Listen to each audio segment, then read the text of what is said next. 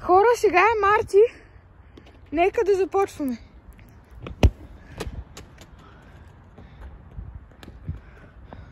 Добре. И сега паса.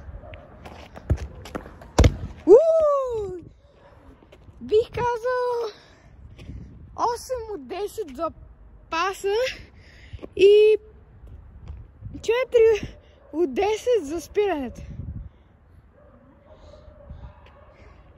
Това беше от нас за днес. Чао и до нови срещи!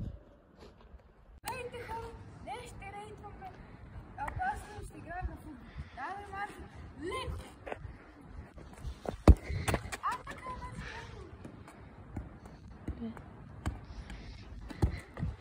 Опа!